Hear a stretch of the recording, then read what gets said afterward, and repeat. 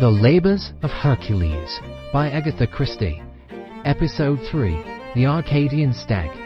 Read by Beau McKenna.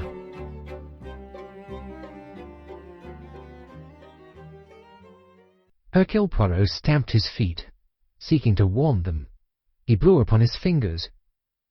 Flakes of snow melted and dripped from the corners of his moustache. There was a knock at the door, and a chambermaid appeared. She was a slow-breathing, thick-set country girl, and she stared with a good deal of curiosity at Hercule Poirot. It was possible that she had not seen anything quite like him before. She asked, "Did you ring?" "I did. Will you be so good as to light a fire?" She went out, and came back again immediately with paper and sticks. She knelt down in front of the big Victorian grate, and began to lay a fire. Hercule Poirot continued to stamp his feet, swing his arms, and blow on his fingers. He was annoyed. His car, an expensive Massaro Gratz, had not behaved with that mechanical perfection which he expected of a car. His chauffeur, a young man who enjoyed a handsome salary, had not succeeded in putting things right. The car had staged a final refusal, in a secondary road 1.5 miles from anywhere, with a fall of snow beginning. Hercule Poirot, wearing his usual smart patent leather shoes, had been forced to walk that 1.5 miles to reach the riverside village of Hartley Dean, a village which, though showing every sign of animation in summertime, was completely moribund in winter.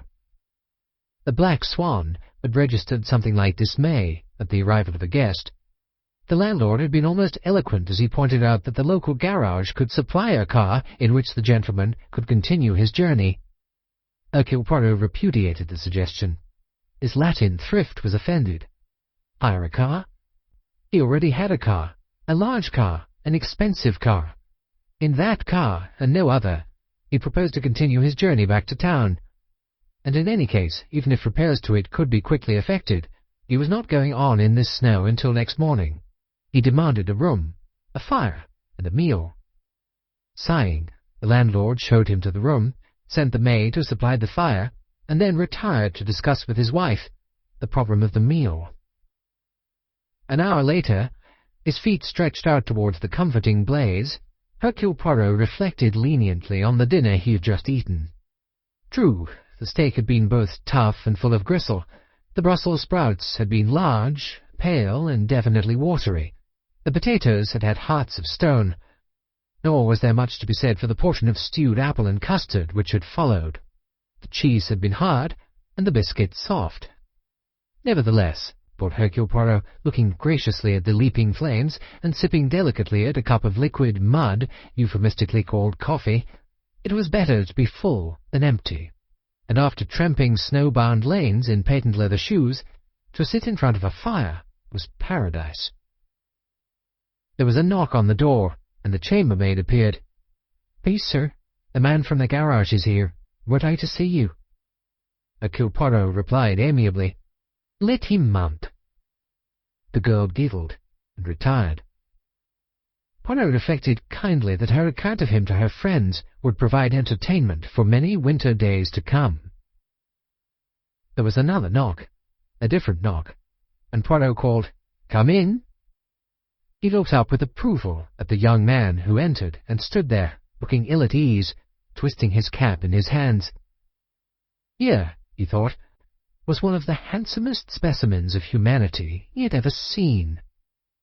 A simple young man, with the outward semblance of a Greek god. The young man said in a low, husky voice, "About the car, sir. We brought it in, and we got at the trouble. It's a matter of an hour's work or so." Poirot said, "What is wrong with it?" The young man plunged eagerly into technical details. Poirot nodded his head gently, but he was not listening. Perfect physique was a thing he admired greatly. There were, he considered, too many rats in spectacles about. He said to himself approvingly, "Yes, a Greek god, a young shepherd in Arcady." The young man stopped abruptly. It was then that Hercule Poirot's brows knitted themselves for a second. His first reaction had been aesthetic. His second mental. His eyes narrowed themselves curiously as he looked up.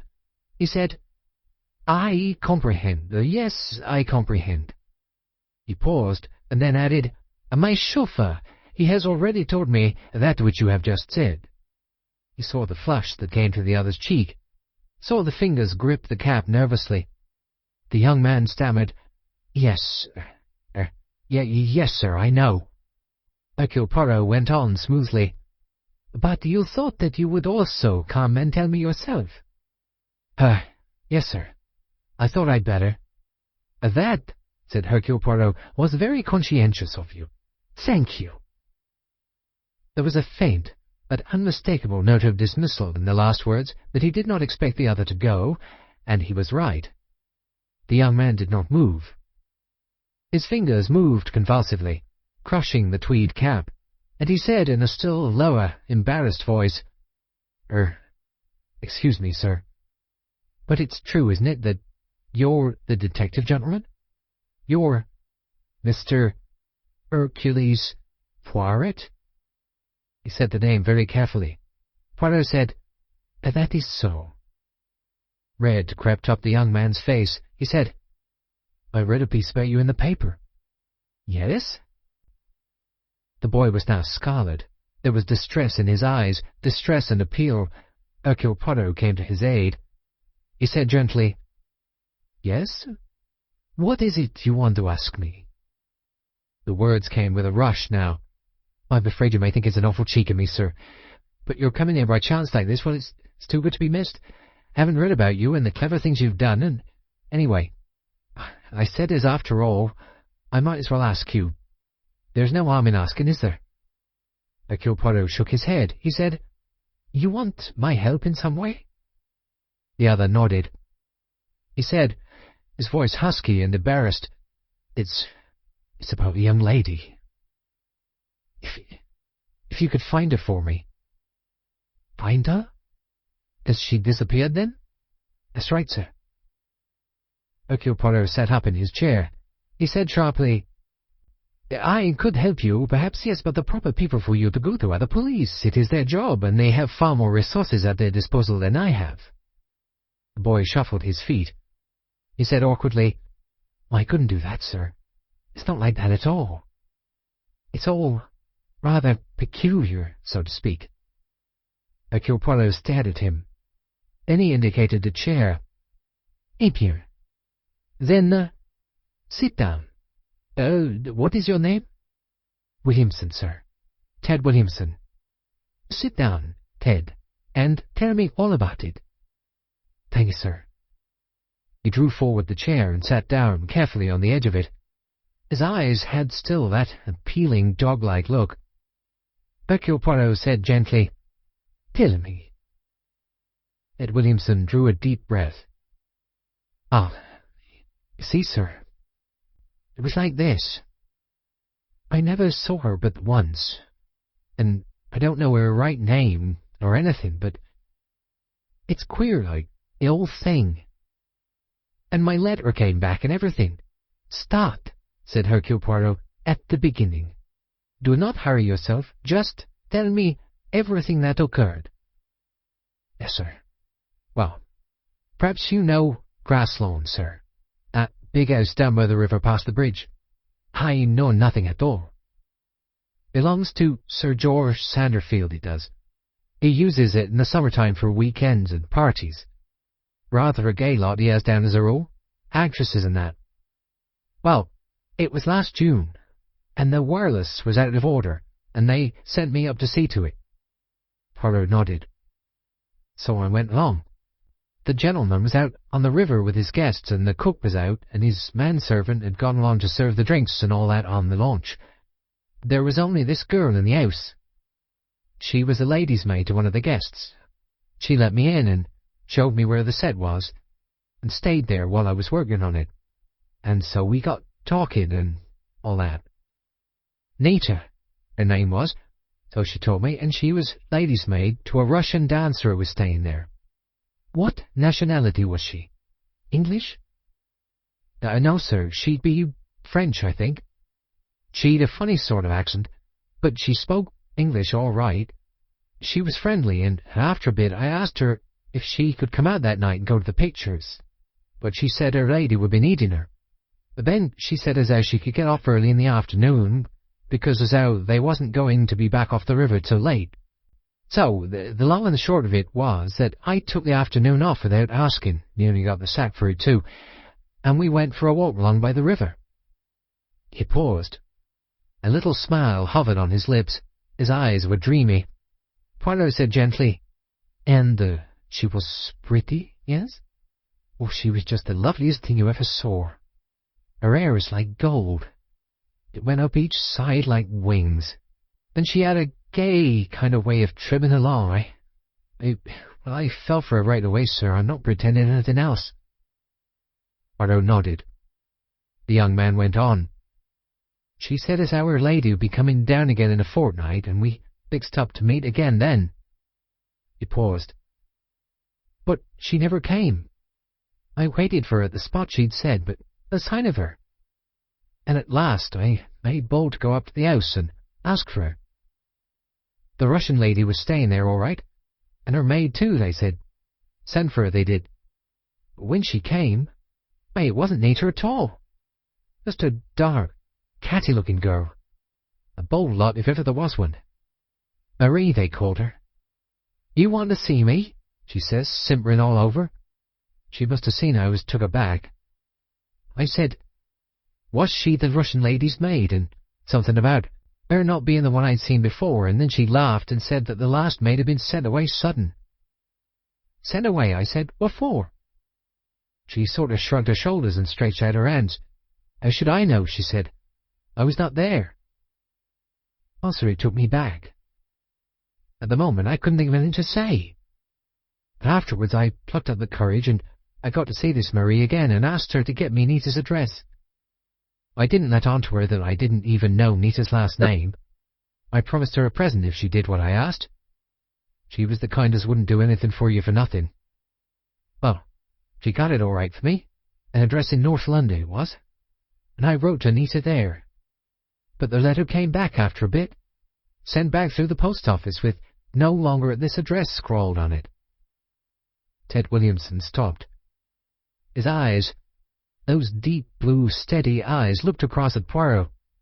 He said, "You see how it is, sir? It's not a case for the police. But I want to find her, and I don't know how to set about it. If you could find her for me—" His colour deepened. I've got a bit put by. I could manage £5, or even 10. Poirot said gently, "We need not discuss the financial side for the moment. But first, reflect on this point. This girl, this Nita, she knew your name and where you worked?" "Oh, yes, sir." "She could have communicated with you if she had wanted to?" Ted said more slowly, "Yes, sir." "Then you do not think, perhaps—" Ted Williamson interrupted him. "What you're meaning, sir, is that I fell for her, but she didn't fall for me. Or maybe that's true in a way. But she liked me. She did like me. It wasn't just a bit of fun to her. And I've been thinking, sir, there might be a reason for all this. You see, sir, it was a funny crowd she was mixed up in. She might be in a bit of trouble, if you know what I mean." "You mean she might have been going to have a child?" "Your child? Well, not mine, sir." Ted flushed. "There wasn't nothing wrong between us." Poirot looked at him thoughtfully. He murmured, "And if what you suggest is true, you still want to find her?" The colour surged up in Ted Williamson's face. He said, "Yes, I do, and that's flat. I want to marry her, if she'll have me, and that's no matter what kind of a jam she's in, if you'll only try to find her for me, sir." Hercule Poirot smiled. He said, murmuring to himself, "Hair like wings of gold. Yes, I think this is the third Labour of Hercules. If I remember rightly, that happened in Arcady." Hercule Poirot looked thoughtfully at the sheet of paper on which Ted Williamson had laboriously inscribed a name and address. Miss Villetta, 17, Upper Renfrew Lane, N15. He wondered if he would learn anything at that address. Somehow he fancied not, but it was the only help Ted could give him. Number 17 Upper Renfrew Lane was a dingy but respectable street. A stout woman with bleary eyes opened the door to Poirot's knock. "Miss Villetta?" "Gone away a long time ago, she has." Poirot advanced to step into the doorway just as the door was about to close. "You can give me, perhaps, her address?" "Couldn't say, I'm sure. She didn't leave one." "When did she go away?" "Last summer it was." "Can you tell me exactly when?" A gentle clicking noise came from Poirot's right hand, where two half-crowns jostled each other in friendly fashion. The bleary-eyed woman softened in an almost magical manner. She became graciousness itself. "Well, I'm sure I'd like to help you, sir. Let me see now. August. No, before that. July. Yes, July it must have been. About the first week in July. Went off in a hurry, she did. Back to Italy, I believe." "She was Italian, then?" "That's right, sir." "And she was at one time lady's maid to a Russian dancer, was she not?" "That's right.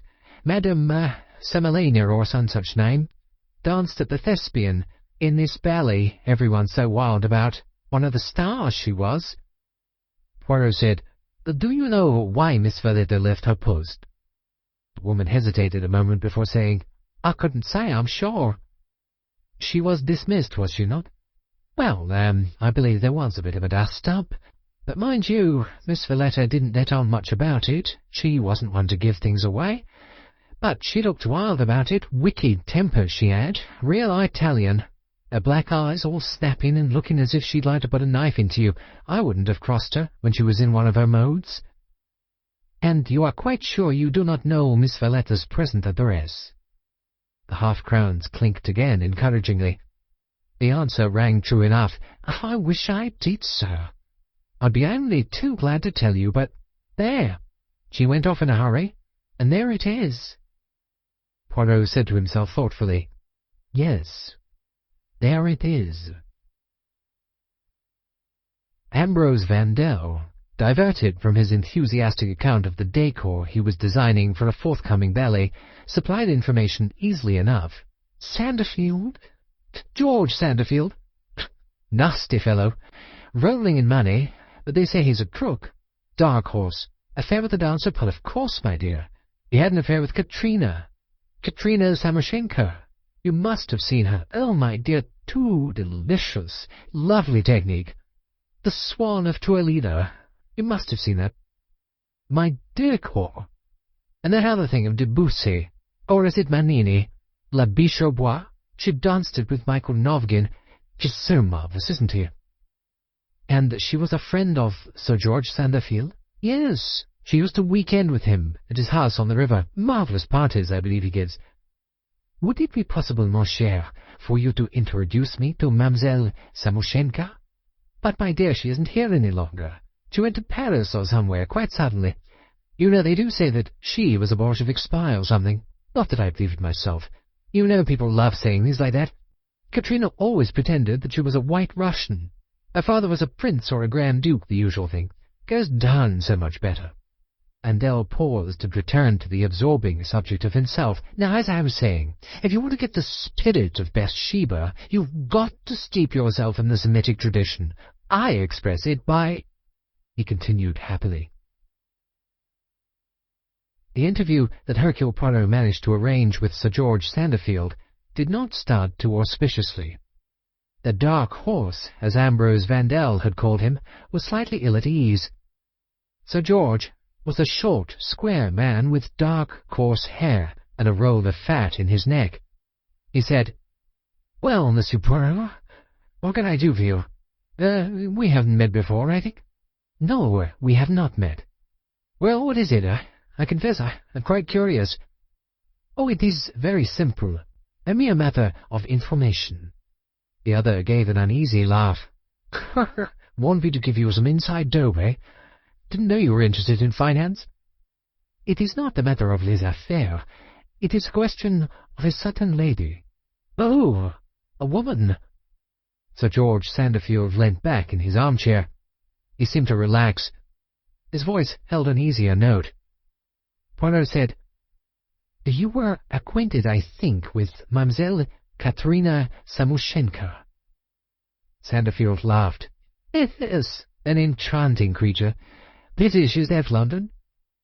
"Why did she leave London?" "My dear fellow, I don't know. Row with the management, I believe. She was temperamental, you know. Very Russian in her moods. But I'm sorry that I can't help you, but I haven't the least idea where she is now. I haven't kept up with her at all." There was a note of dismissal in his voice as he rose to his feet. Poirot said, "But it is not Mademoiselle Samoushenka that I am anxious to trace." "Isn't it?" "No, it is a question of her maid." "A maid?" Sanderfield stared at him. Poirot said, "Do you perhaps remember a maid?" All Sanderfield's uneasiness had returned. He said awkwardly, "Good Lord, no. How should I? I remember she had one, of course. A bit of a bad lot, I should say. Sneaking, prying sort of girl. If I were you, I shouldn't put any faith in a word that girl says. She's the kind of girl who's a born liar." Poirot murmured, "So, actually, you remember quite a lot about her?" Sanderfield said hastily, "Oh, just an impression, that's all. I don't even remember her name. Oh, let me see you. Marie something or other. No, I'm afraid I can't help you to get hold of her. Sorry." Poirot said gently, "I have already got the name of Marie Helene from the Thespian Theatre, and her address, but I am speaking, Sir George, of the maid who was with Mademoiselle Samoushenka before Marie Helene. I am speaking of Nita Valletta." Sanderfield stared. He said, "Well, I didn't remember her at all. Marie's the only one I remember. Little dark girl with a nasty look in her eye." Poirot said, "The girl, I mean, was at your house Grasslawn last June." Sanderfield said sulkily, "Oh, all I can say is I didn't remember her. I believe she had a maid with her. But I think I'm making a mistake." Hercule Poirot shook his head. He did not think he was making a mistake. Marie Helene looked swiftly at Poirot out of small, intelligent eyes, and as swiftly looked away again. She said in smooth, even tones, "But I remember perfectly, monsieur. I was engaged by Madame Samoushenka the last week in June. Her former maid had departed in a hurry." "Did you ever hear why that maid left?" "She went suddenly, that is all I know. It may have been illness, something of that kind. Madame did not say." Poirot said, "Did you find your mistress easy to get on with?" The girl shrugged her shoulders. "She had the great moods. She wept and laughed in turns. Sometimes she was so despondent she would not speak or eat. Sometimes she was wildly gay. They are like that, these dancers. It is temperament." "And Sir George?" The girl looked up alertly. An unpleasant gleam came into her eyes. "Ah, Sir George Sanderfield. You would like to know about him? Perhaps it is that you really want to know. The other was only an excuse, eh? Ah, Sir George. I could tell you some curious things about him. I could tell you—" Poirot interrupted. "It is not necessary." She stared at him, her mouth open. Angry disappointment showed in her eyes. "I always say you know everything, Alexis Pavlovitch." Hercule Poirot murmured the words with his most flattering intonation. He was reflecting to himself that his third Labour of Hercules had necessitated more travelling and more interviews than could have been imagined possible. This little matter of a missing lady's maid was proving one of the longest and most difficult problems he had ever tackled. Every clue, when examined, led exactly nowhere. It had brought him this evening to the Samovar restaurant in Paris, whose proprietor, Count Alexis Pavlovitch, prided himself on knowing everything that went on in the artistic world. He nodded now complacently. Yes, my friend. I know. I always know. You ask me where she is gone, the little Samoushenka, the exquisite dancer. Ha ha! She was the real thing, that little one. He kissed his fingertips. What fire! What abandon! She would have gone far. She would have been the premier ballerina of her day, and then suddenly it all ends. She creeps away to the end of the world, and soon, so soon, they forget her. Where is she, then? Demanded Poirot. In Switzerland, at Vagré-les-Alpes. It is there that they go, those who have the little dry cough, and who grow thinner and thinner. She will die. Yes, she will die. She has a fatalistic nature. She will surely die. Poirot coughed to break the tragic spell. He wanted information. You do not by any chance remember a maid she had? A maid called Nita Valletta? Valletta. I remember seeing a maid once, at the station when I was seeing Katerina off to London. She was an Italian from Pisa, was she not? Yes, I'm sure she was an Italian who came from Pisa. Hercule Poirot groaned. In that case, he said, I must now journey to Pisa. Hercule Poirot stood in the Campo Santo at Pisa and looked down on a grave. So, it was here that his quest had come to an end. Here, by this humble mound of earth. Underneath it lay the joyous creature who had stirred the heart and imagination of a simple English mechanic. Was this perhaps the best end to that sudden, strange romance? Now the girl would live always in the young man's memory, as he had seen her for those few enchanted hours of a June afternoon. The clash of opposing nationalities, of different standards, the pain of disillusionment, all that was ruled out forever. Hercule Poirot shook his head sadly. His mind went back to his conversation with the Valletta family. The mother, with her broad peasant face, the upright, grief-stricken father, the dark, hard-lipped sister. It was sudden, signor. It was very sudden. Though for many years she had pains on and off, the doctor gave us no choice. He said there must be an operation immediately for the appendicitis. He took her off to the hospital then and there, si. It was under the anesthetic she died. She never recovered consciousness. The mother sniffed, murmuring, Bianca was always such a clever girl. It is terrible that she should have died so young. Hercule Poirot repeated to himself, She died young. That was the message he must take back to the young man who had asked his help so confidingly. She is not for you, my friend. She died young. His quest had ended. Here, where the leaning tower was silhouetted against the sky, and the first spring flowers were showing pale and creamy, with their promise of life and joy to come. Was it the stirring of spring that made him feel so rebelliously disinclined to accept this final verdict? Or was it something else? Something stirring at the back of his brain? Words? A phrase? A name? Did not the whole thing finish too neatly? Dovetail too obviously? Hercule Poirot sighed.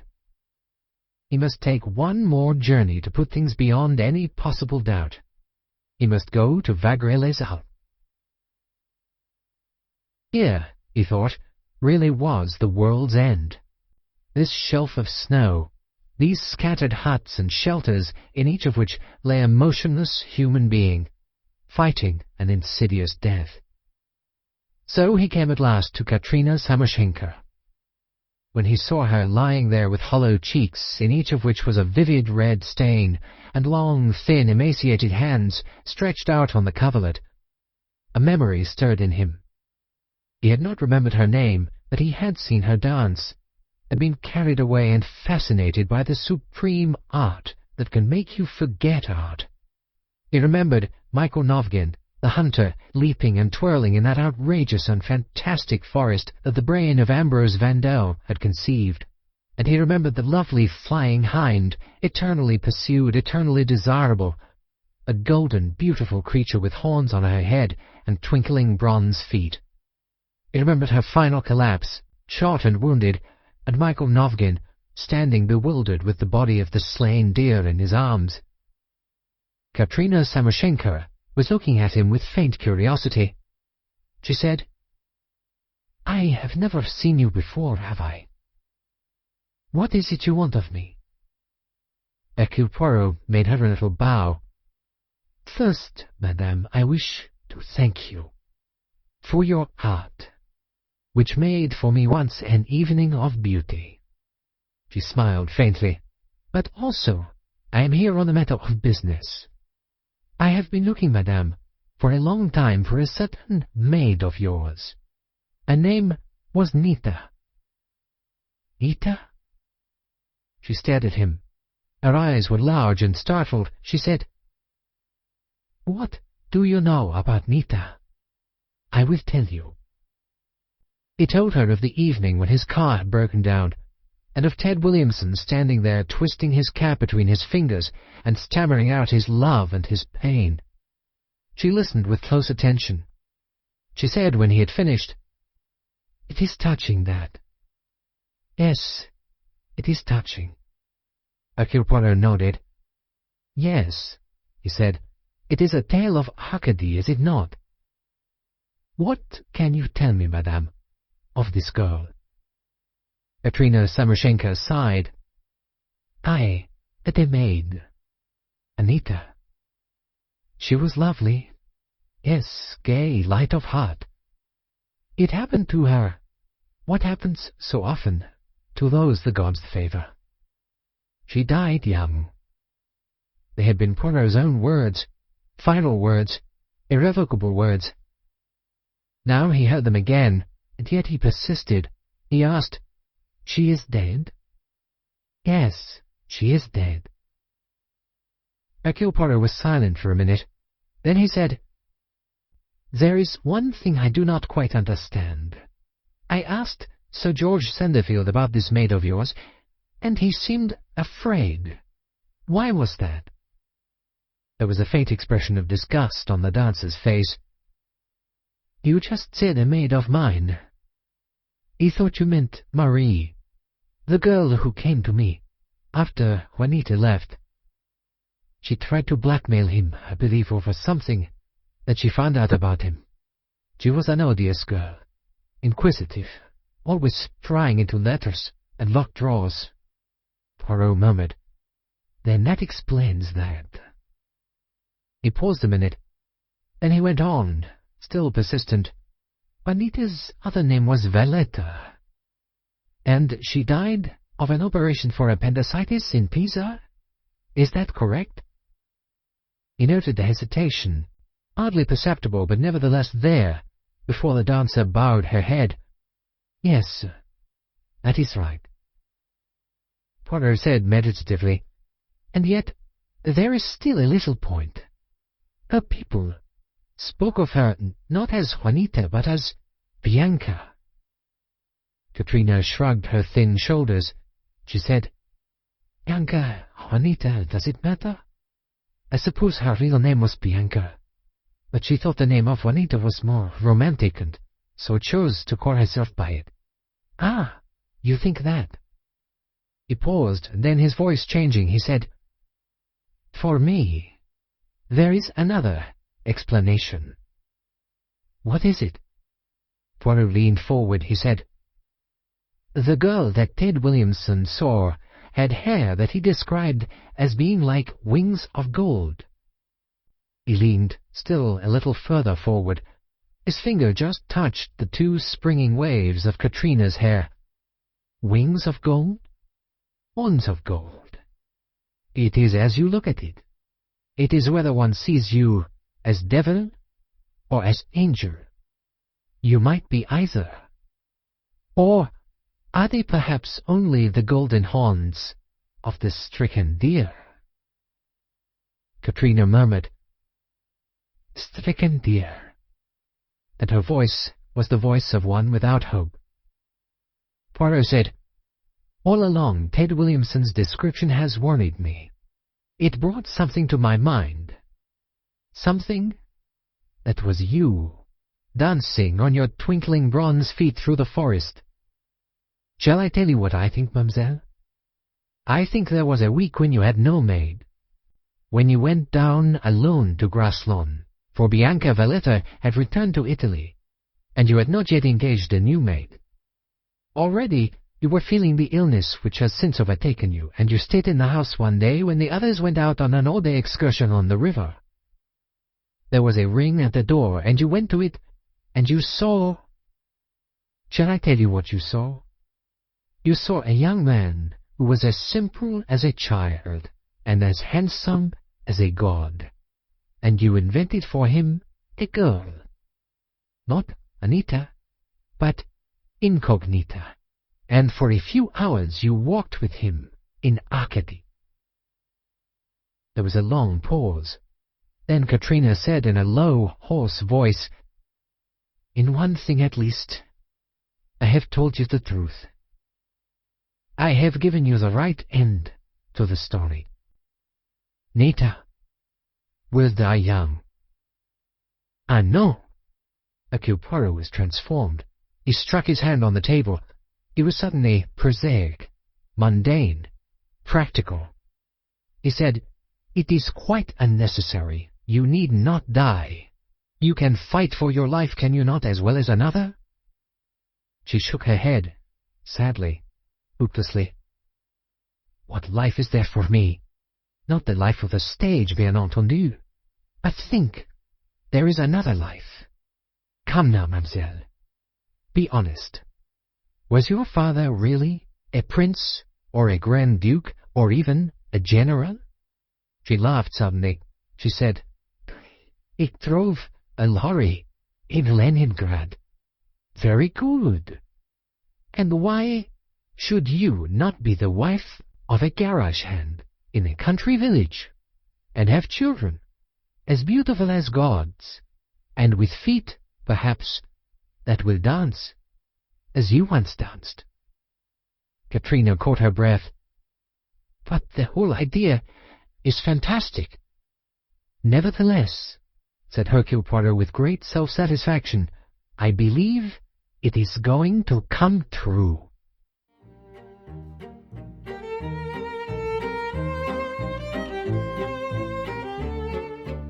End of The Labours of Hercules by Agatha Christie. Episode 3, The Arcadian Stag. Read by Beau McKenna.